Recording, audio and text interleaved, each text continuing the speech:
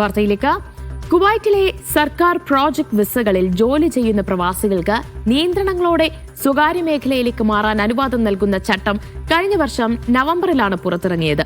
Public authority four man power പുറത്തിറക്കിയ മാർഗനിർദ്ദേശപ്രകാരം project ഔദ്യോഗികമായി പൂർത്തിയായാൽ നിബന്ധനകൾക്ക് വിധേയമായി വിസ മാറ്റം സാധ്യമാണ്. ആ നിയമത്തിലെ പ്രധാന വ്യവസ്ഥകൾ നമുക്ക് വീണ്ടും പരിശോധിക്കാം. നജ്മ മജീദ് വിശദീകരിക്കും. ദിവ്യ, GCC കൺട്രീസിൽ നിന്ന് നിരന്തരം നമ്മൾ നിത്യേന കാണുന്നതാണ് പല വാർത്തകളും, പല നടപടികൾ, പല നിർദ്ദേശങ്ങളൊക്കെ സർക്കാരിന്റെ ഭാഗത്തുനിന്ന് വരുന്നത്. ഇപ്പോൾ പുതിയൊരു വാർത്ത വന്നിരിക്കുന്നത് കുവൈത്തിലെ സർക്കാർ വിസ മാറ്റത്തെക്കുറിച്ചാണ്. പല നിർദ്ദേശങ്ങളുണ്ട്, പല പ്രക്രിയകളിലൂടെയൊക്കെ അതിനുവേണ്ടി നമ്മൾ കടന്നു പോകേണ്ടതുണ്ട്. നമുക്ക് വിശദമായി തന്നെ നോക്കാം. കുവൈത്തിൽ സർക്കാർ വിസ മാറ്റത്തിന് വേണ്ട കാര്യങ്ങളെക്കുറിച്ചാണ്. നിബന്ധനകൾ എന്താണെന്നുള്ളതാണ്. പ്രോജക്റ്റ് ഔദ്യോഗികമായി പൂർത്തിയാക്കണം എന്നുള്ളതാണ്. ആദ്യപടി എന്ന് പറയുന്നത് നമ്മുടെ പ്രോജക്റ്റ് ഔദ്യോഗികമായി പൂർത്തിയാക്കുക എന്നുള്ളതാണ്. സർക്കാരിൻ്റെ ഏതെങ്കിലും കരാർ അടിസ്ഥാനത്തിലാണ് നമ്മൾ ജോലി ചെയ്യുന്നതെങ്കിൽ ആ പ്രോജക്റ്റ് പൂർത്തിയാക്കിയിരിക്കണം. എങ്കിൽ മാത്രമേ നമുക്ക് വിസ മാറ്റത്തിലേക്ക് കടക്കാൻ പറ്റുള്ളൂ. അതാണ് ആദ്യത്തെ ഒരു നിബന്ധന എന്ന് പറയുന്നത്.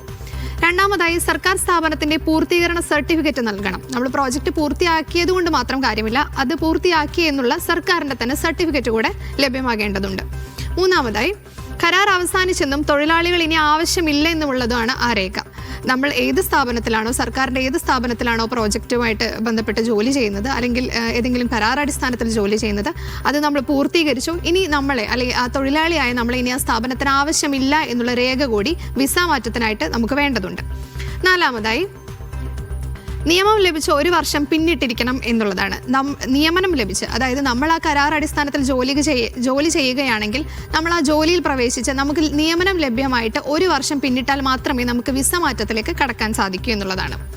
മറ്റൊന്ന്, നിലവിൽ തൊഴിലുടമയുടെ അംഗീകാരം നിർബന്ധമാണ്. ആരാണോ നമ്മുടെ തൊഴിലുടമ അവരുടെ അംഗീകാരം നമുക്ക് വിസ മാറ്റത്തിന് അനിവാര്യമാണ് എന്നുള്ളതാണ്. അവരുടെ അനുവാദമില്ലാതെ നമുക്ക് മറ്റൊന്നിലേക്ക് കടക്കാനായിട്ട് പറ്റില്ല എന്നുണ്ട്.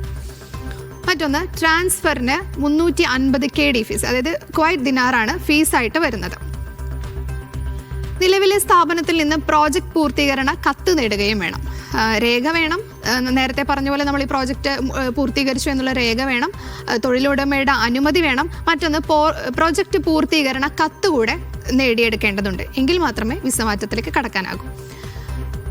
മറ്റൊന്ന്, ആവശ്യമായ രേഖകളോടെ പാമിലേക്ക് ട്രാൻസ്ഫർ അപേക്ഷ സമർപ്പിക്കുക എന്നുള്ളതാണ്. എന്താണ് പാം എന്നുള്ളൊരു സംശയം ഉണ്ടാകാം.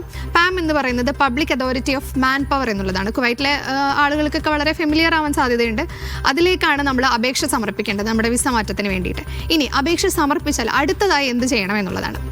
അടുത്തതായി, അപേക്ഷ നിരസിച്ചാൽ, പാമിൽ നമ്മൾ അപേക്ഷിക്കുകയും ആ അപേക്ഷ നിരസിക്കുകയാണെങ്കിൽ എന്ത് ചെയ്യണം എന്നുള്ളതാണ്. പാമിലെ ലേബർ റിലേഷൻസ് അല്ലെങ്കിൽ ജവാസത്ത് വിഭാഗത്തിൽ പരാതി നൽകുക എന്നുള്ളതാണ്. ജവാസത്ത് എന്നുള്ളത് പ്രവാസികൾക്കൊക്കെ സുപരിചിതമാണ്. വിസയുമായി ബന്ധപ്പെട്ടുള്ള കാര്യങ്ങൾക്കൊക്കെ നമ്മൾ ജവാസത്തിനെയാണ് സമീപിക്കേണ്ടത്. അവിടെ പരാതി നൽകാമെന്നുള്ളതാണ്. നമ്മുടെ അപേക്ഷ നിരസിച്ചു എന്നുള്ള പരാതി ജവാസത്തിൽ പരാതി നൽകാമെന്നുള്ളതാണ്. അതിനുശേഷം വിസ മാറ്റം സർക്കാർ കരാറോ പ്രോജക്റ്റോ അവസാനിച്ചാൽ മാത്രമാണ് നമുക്ക് ചെയ്യാൻ സാധിക്കുക എന്നുള്ളതാണ്. നേരത്തെ ഞാൻ പറഞ്ഞിരുന്നു, കരാർ അടിസ്ഥാനത്തിൽ ജോലി ചെയ്യുന്നവർക്കുള്ള നിർദ്ദേശങ്ങളാണത്. അപ്പോൾ ആ കരാർ അവസാനിച്ചാൽ മാത്രമാണ് ഇതിലേക്കൊക്കെ നമുക്ക് കടക്കാനായിട്ട് സാധിക്കൂ എന്നുള്ളതാണ്.